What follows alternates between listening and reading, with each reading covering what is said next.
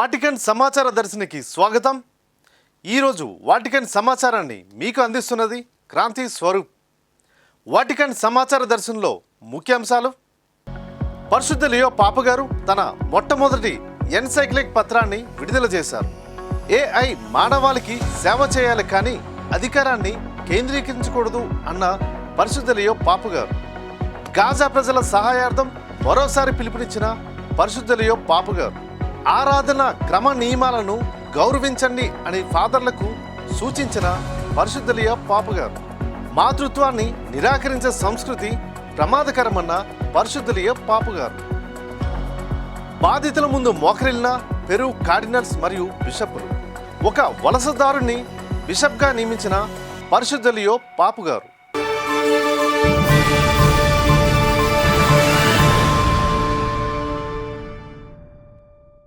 పరిశుద్ధ లియో పాపగారు తన మొట్టమొదటి ఎన్సైక్లికల్ పత్రాన్ని విడుదల చేశారు. రెరియం నోవారం 135వ వార్షికోత్సవాన్ని పురస్కరించుకొని పరిశుద్ధ లియో పాపగారు తన మొట్టమొదటి ఎన్సైక్లికల్ పత్రాన్ని విడుదల చేశారు. పోప్ లియో తన తొలి ఎన్సైక్లికల్పై సంతకం చేశారు. ప్రపంచవ్యాప్తంగా ఉన్న క్యాథలిక్ సభ్యులను ఉద్దేశించి పోప్ లియో అత్యంత కీలకమైన చారిత్రాత్మక విశ్వసభ లేఖను విడుదల చేశారు. 43,000 పదాలతో కూడిన ఈ సుదీర్ఘ పత్రం పోప్గా ఆయన పాలనా కాలంలోనే అత్యంత ప్రాధాన్యత కలిగిన ప్రకటనగా నిలిచింది. వేగంగా విస్తరిస్తున్న కృత్రిమ మేధస్సు, సాంకేతికత, ప్రపంచవ్యాప్తంగా ముదురుతున్న యుద్ధ సంస్కృతి, చారిత్రక తప్పిదాలపై పోప్ ఈ పత్రంలో అత్యంత లోతైన ఆందోళనలను, దిశానిర్దేశాలను పంచుకున్నారు. పరిశుద్ధ లియో పాపగారు రాసిన తొలి విశ్వసభ లేఖ ఇది. మ్యాగ్నిఫికా హ్యుమానిటీస్ను మే 25, 2026న విడుదల చేశారు. 135 anni fa, con la Rerum Novarum, Leone XIII seppe riconoscere nelle trasformazioni industriali del suo tempo una questione profondamente umana e sociale. In turn, in the name of the Church, I accept your invitation to walk together, to listen and to speak, and together to find the way for humanity in this time of artificial intelligence.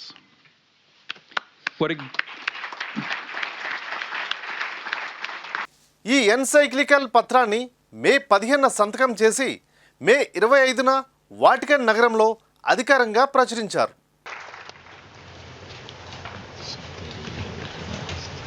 Ci ritroviamo oggi per accogliere l'enciclica Magnifica Humanitas,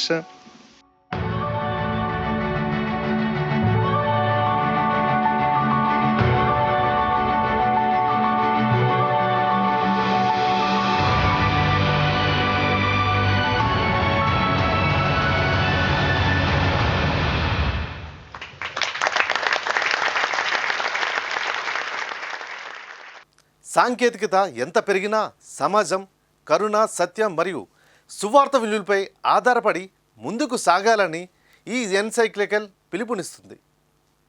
AI మానవాళికి సేవ చేయాలి కానీ అధికారాన్ని కేంద్రీకరించకూడదు అన్న పరిశుద్ధ Leo పాపగారు. పరిశుద్ధ Leo పాపగారు ఇటీవల మ్యాగ్నిఫికా హ్యూమనిటాస్ అనే చారిత్రాత్మక ఎన్సైక్లికల్ను జారీ చేశారు.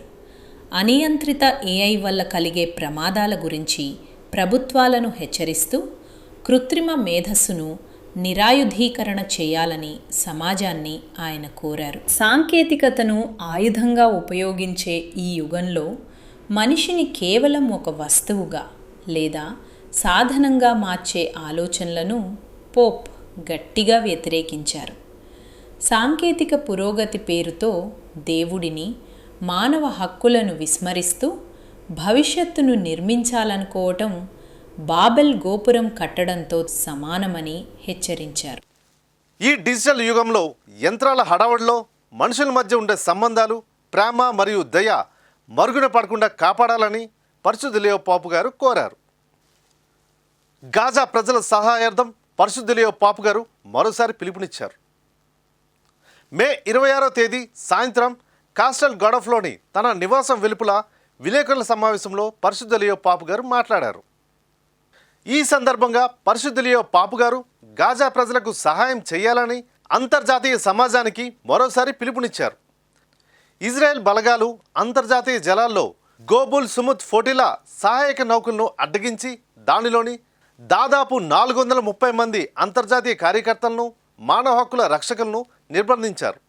దీని గురించి అడిగిన ప్రశ్నలకు సమాధానంగా పరిశుద్ధ లియో పాపు గారు మాట్లాడుతూ గాజా ప్రజలకు సహాయం చేయాలని, మానవ హక్కులను పరిరక్షించాలని కోరారు. Into a blockade. Would you? That's the goal of the Global Samud Flotilla, the largest ever in the movement to break the siege on Gaza. Until now, it's a story that's mostly been told in fragments, one vertical video at a time. Comes the danger.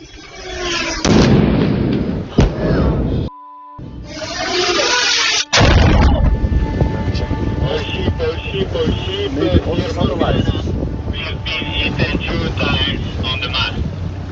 We have the mainstay damage, and I'm gonna check for the other damage.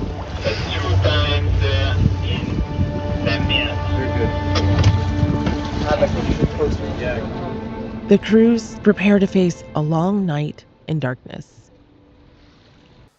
విలేకరులతో మాట్లాడుతూ గాజాలోని పౌరులు అనుభవిస్తున్న నిరంతర బాధ పట్ల పరిశుద్ధ Leo పాపు గారు విచారం వ్యక్తం చేశారు.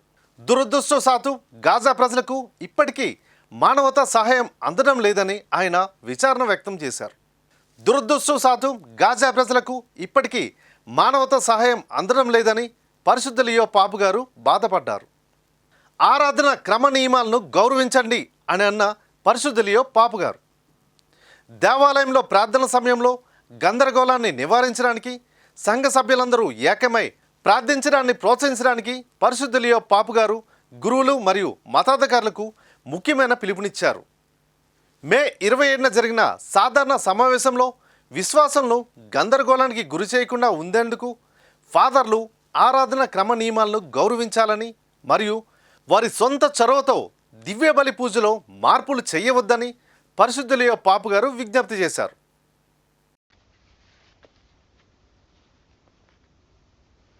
ఓ ప్రభువు మా దేవా, లోకాన్ని సృష్టించినవాడా, భూమి నుండి ఆహారాన్ని అనుగ్రహించేవాడా,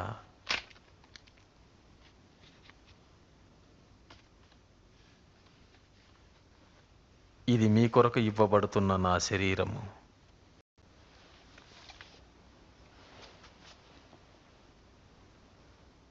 ఓ దేవా ప్రభువా, సర్వలోక సృష్టికర్త, పండ్ల నుండి రసాన్ని దయచేసిన వాడా,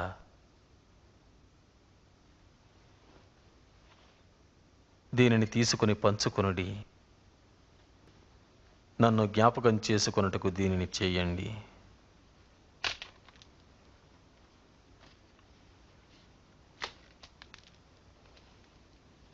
ఈ పాత్ర మీ కొరకు చిందించబడుతున్న నా రక్తం వలనైన కొత్త నిబంధన.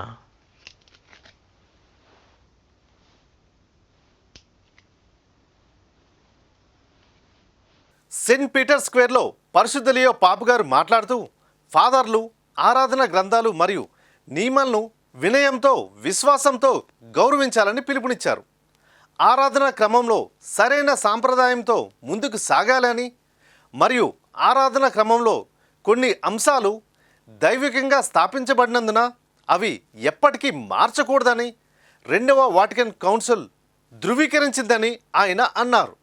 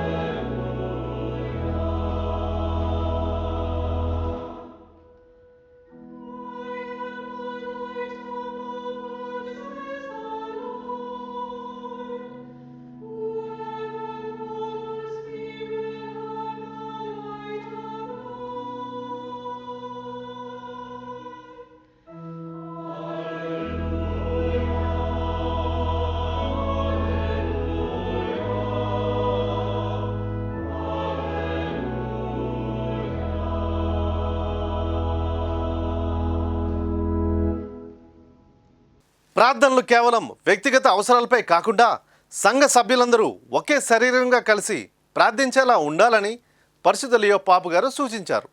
బిషప్లు, ఫాదర్లు తమకు నచ్చిన విధంగా ఆచారాలను మార్చడం లేదా ప్రదర్శనల కోసం ఆరాధనను వక్రీకరించకూడదని హెచ్చరించారు. ఫాదర్లు కేవలం నియమాలను అనుసరించే యంత్రాలు కాదని, ప్రజలను ప్రార్థనలో మరియు దేవుని కృపలో నడిపించే మార్గదర్శులుగా ఉండాలని పరిశుద్ధ లియో పాపు గారు పేర్కొన్నారు. మాతృత్వాన్ని నిరాకరించే సంస్కృతి ప్రమాదకరమన్న పరిశుద్ధ లియో పాపు గారు మే 25న కుటుంబం మరియు జనాభా శాస్త్రంపై జరిగిన ఒక సమావేశంలో పరిశుద్ధ లియో పాపు గారు యూరోపియన్ పార్లమెంట్ సభ్యులను ఉద్దేశించి మాట్లాడారు. ఐరోపా సంస్థల్లో క్రైస్తవ విలువలను తిరస్కరించడాన్ని పరిశుద్ధ లియో పాపు గారు తీవ్రంగా ఖండించారు. ఇది తీవ్రమైన వంద్యత్వ కాలమని వంద్యత్వ కాలమని ఆయన అన్నారు. యూరోప్లో ప్రస్తుతం జననాల రేటు పడిపోవడం వల్ల తీవ్రమైన వంద్యత్వం సంక్షోభం ఎదుర్కొంటుందని పోప్ ఆందోళన వ్యక్తం చేశారు. దీనికి కారణం క్రైస్తవ విలువలకు దూరం కావడమేనని ఆయన అభిప్రాయపడ్డారు. కుటుంబాలకు మద్దతిస్తున్నట్లు నటించి ఇదే సమయంలోనే మాతృత్వాన్ని వివక్షకు గురిచేసే విధానాలను ఆయన ఖండించారు. కుటుంబ నియంత్రణ పేరుతో గర్భస్రావాలను ప్రోత్సహించడం మరియు వాటిని ఒక హక్కుగా సమర్థించడం కుటుంబ వ్యవస్థ పునాదులను కదిలిస్తుందని ఆయన స్పష్టం చేశారు. కుటుంబం అనేది స్త్రీ పురుషుల మధ్య వివాహంతో ఏర్పడిన పునాది అని, సమాజంలో కుటుంబాలకు తగిన భాగస్వామ్యం కల్పించాలని ఆయన ఉద్ఘాటించారు. పెరూలో సోడాలిటియం క్రిస్టియానా వీటే అనే క్యాథలిక్ లే మూవ్మెంట్ ద్వారా భూములు కోల్పోయిన మరియు లైంగిక వేధింపులకు గురైన బాధితుల ముందు ఆ దేశ కార్డినల్స్, బిషప్లు మోకరిల్లి బహిరంగ క్షమాపణలు తెలిపారు. పెరూలో జరిగిన ఈ కార్యక్రమం కట్కావోస్ ప్రాంతంలో టలాన్ కమ్యూనిటీకి చెందిన ఆదివాసీ ప్రజల సమక్షంలో ఇది జరిగింది. క్యాథలిక్ గ్రూపుకు చెందిన కంపెనీలు కట్కావోస్ ప్రాంతంలో వేలాది హెక్టార్ల స్థానిక భూములను ఆక్రమించుకొని గిరిజనులు ఖాళీ చేయించడం వల్ల అక్కడ తీవ్ర అశాంతి నెలకొంది.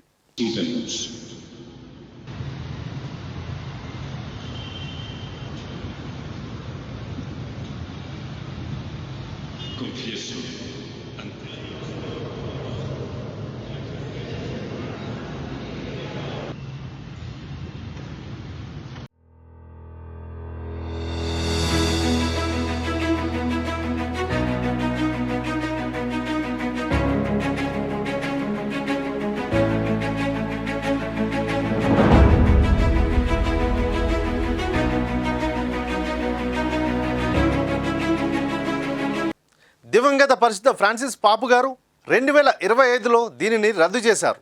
2024లో వ్యవస్థాపకుడు లూయిస్ ఫెర్నాండోతో సహా 10 మంది నాయకులను వాటికన్ బహిష్కరించింది. 2011లో దీని వ్యవస్థాపకుడైన లూయిస్ చేసిన దురాఘాతాల గురించి మాజీ సభ్యులు పెరూ రాజధానిలోని ఆర్చిడయోసిస్కు ఫిర్యాదు చేశారు. కానీ 2015లో బాధితులు ఒక జర్నలిస్ట్ కలిసి ఒక పుస్తకం రాసేంతవరకు కానీ అధికారులు కానీ పోలీసు కానీ ఎటువంటి నిర్దిష్ట చర్యలు తీసుకోలేదు. సోడాలిటియం మూవ్మెంట్ ద్వారా వేధింపులకు గురైన బాధితులకు మరియు భూములు కోల్పోయిన స్థానిక గిరిజనులకు ఈ వేడుకలో సంఘీభావం ప్రకటించారు. బాధితులకు జరిగిన అన్యాయాన్ని వెలికితీయడంలో పాత్రికేయుల కృషిని పరిశుద్ధ లియో పాపు గారు ప్రత్యేకంగా కొనియాడారు. వలసదారుణ్ణి బిషప్గా నియమించిన పోప్ లియో గారు క్యాథలిక్ చర్చి చరిత్రలో ఒక ప్రత్యేకమైన ఘట్టానికి నిలిచే నిర్ణయాన్ని ప్రకటించారు. ఎల్ సాల్వడార్ దేశస్థుడైన అక్రమంగా అమెరికాకు వచ్చి ఆ తర్వాత ఫాదర్గా మారిన ఎవెలియో మోంజీవార్ అయాలా గారిని బిషప్గా నియమిస్తూ పోప్ లియో గారు సంచలన ప్రకటన చేశారు. Here to the good people to work with, good people to serve, and you deal with the challenges that come. What life doesn't have challenges? Who doesn't have challenges? So, Bishop Brennan will. America అధ్యక్షుడు Donald Trump వలసదారులపై కఠిన చర్యలను ముమ్మరం చేస్తున్న ఈ తరుణంలో పరిశుద్ధ Leo పాపు గారు ఈ చారిత్రాత్మక ప్రకటనను చేశారు. దివంగత పోప్ ఫ్రాన్సిస్ గారు ఈయన్ను డిసెంబర్ 19, 2022న వాషింగ్టన్ DC సహాయక బిషప్గా నియమించారు. అయితే పరిశుద్ధ లియో పాపు గారు మే 1న ఈయన్ను వెస్ట్ వర్జీనియా రాష్ట్ర పరిధిలోని డయోసిస్ ఆఫ్ వీలింగ్ చార్లెస్టన్ ప్రధాన బిషప్గా నియమించారు. Thank you. My presentation might feel like a sermon, like a homily. ఆయన జూలై 2 నుండి అక్కడ అధికారికంగా బాధ్యతలు చేపట్టనున్నారు. వలసదారుల పట్ల ట్రంప్ ప్రభుత్వ వైఖరిని పరిశుద్ధ లియో పాపు గారు గతంలోనే విమర్శించారు. ఇవి ఈ వారం వాటికన్ సమాచార దర్శిని విశేషాలు. చూస్తూనే ఉండండి మన దివ్యవాణి టీవీ. వచ్చే వారం మరికొత్త విశేషాలతో మరలా కలుద్దాం. మీ క్రాంతి స్వరూప్.